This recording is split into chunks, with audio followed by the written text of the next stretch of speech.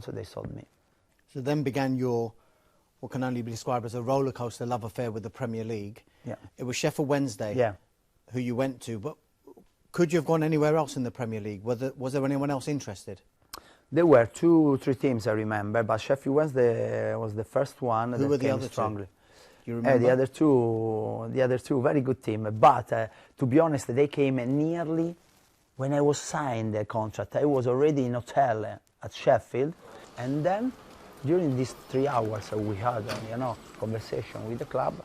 Other 2 clubs, they called my agent. Can you tell us who they are now? No, no, it's not fair. But I tell you, to be honest, I said, Moreno was my agent, is my agent. I need to sign straight away. Don't let me think too much, because they wanted me strongly. And as I left Celtic because I have one word, I respect the word, I couldn't trade the word, and the fact that they came to me with desire. So I signed straight away for Sheffield. The deal with Celtic has taken some time to come to fruition. They have handled it very, very well, particularly Jock Brown. It's been very difficult for him. Your first season, you score 14 goals. Yeah. You play alongside a fellow Italian in Benito Carboni. Yes.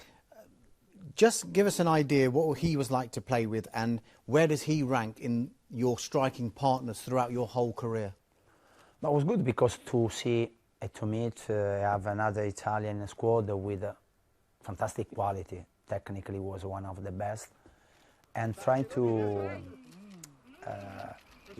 help me integrate in the dressing room straight away, to know the good and the bad of the dressing room, and then play up front with him was good, very good.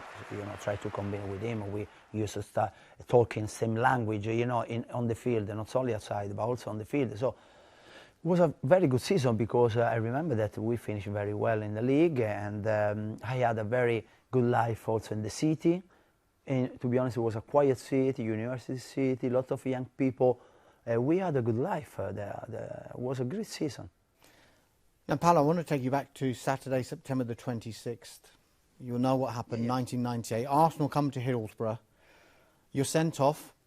You push the referee, Yes. Paul Alcock, to the ground. What do you remember of that incident? And at the time, were you aware that it was... Big. Yeah. Big problem. Straight away. I realized straight away that there would be a big problem. When Young used to play with me, had a problem with Vieira that I played with in AC Milan when I was young for 6 months. And I knew both, obviously. Honestly, when they were close in contact, pushed to each other, I tried to stop both, push away Young and talking to Patrick. And at the same moment, Martin Keown came, and the intelligent and malicious way he tried to push away Patrick and use his elbow in my face to push me away, not use both hands, And I did that. You can see that I received that elbow in my face. In an instant, I had the reaction, tried to grab his neck, his eyes, and kick his leg. That was a stupid but instant reaction. And when I saw Paolo Alcock, in a rush moment, to put in my face and push up the red card, I lost my temper, I lost everything.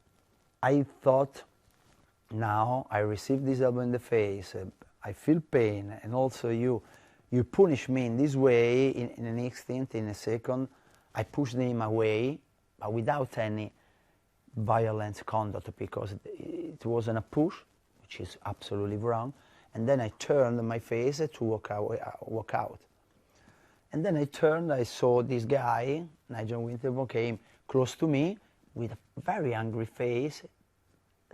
This time I was calm, because the 7, 8 steps that I had, I realized that it was a bad problem, big problem.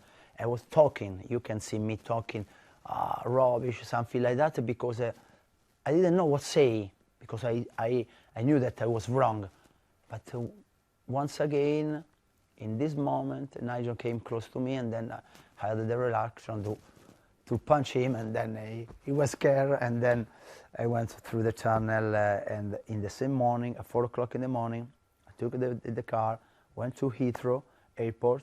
Someone, I don't know how, followed me. There was a picture that I went inside the airport at 4 o'clock, at 5 o'clock in the morning, left England straight away because someone during this moment called me at home. Someone from the club had told me, go in Italy straight away because we need a few days to realize what's going on. Now, even more, I realized that there was a big problem. Obviously, you know, we can't condone any type of incident like that, let alone, you know, making contact with the referee. I don't know what's gone through his mind. You know, he's totally lost it for a split second, and obviously we've suspended him as we felt that we need to do straight away, and let people know that we understand the seriousness of the incident. When you look back now, Paolo, would that be the biggest single regret of your career, what happened that day? Yeah, that was big. That was big. Now, in January 2018, Paul Alcock passed away. Yeah. Now, in the interim period when the push happened to when he passed away, did you make your peace with him? Did you meet him at any point? I met him on the tunnel before Chelsea West Ham. We have 2-3 wars. Obviously, everything finished after a few months. Because someone told me that he had a problem. I had regrets not only for my career in some way at the time, but also because it wasn't fair to push him in some way. Even once again, it wasn't a big push, but anyway, he was an authority which is in the middle of two contenders. You have to respect him. It's obvious. We are human. We can make mistakes. It's important to understand it and don't repeat it. And I met him after 2 years approximately, and that was a very educated conversation for a few seconds, and then we started again our career. So I'm very sorry that he's not anymore with us, and it's obvious that that was an accident, bad accident.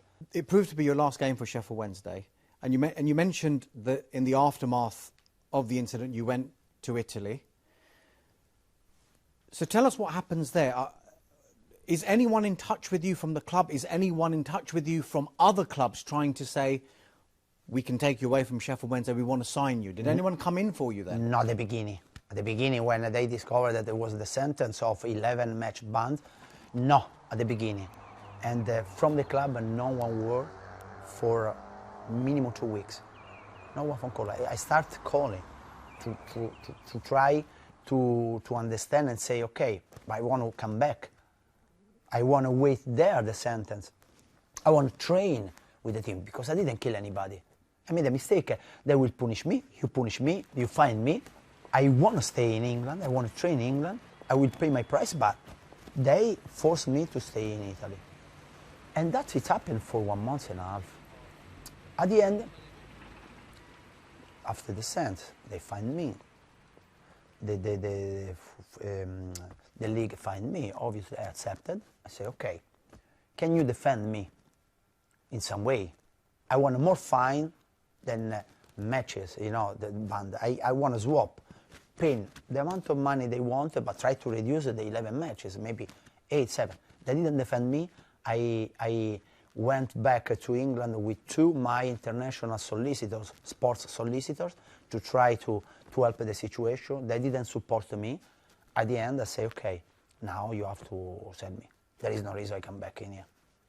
So that's is the only time that I didn't have regrets, because they treat me as bad as you can't imagine. That only after I thought about the fans, that they were good to me, to be honest. But at the beginning, I felt so betrayed from them that I had a pain inside, the anger inside, that I couldn't put one foot in that dressing room anymore. And my decision was good. Paolo, before West Ham came in for you in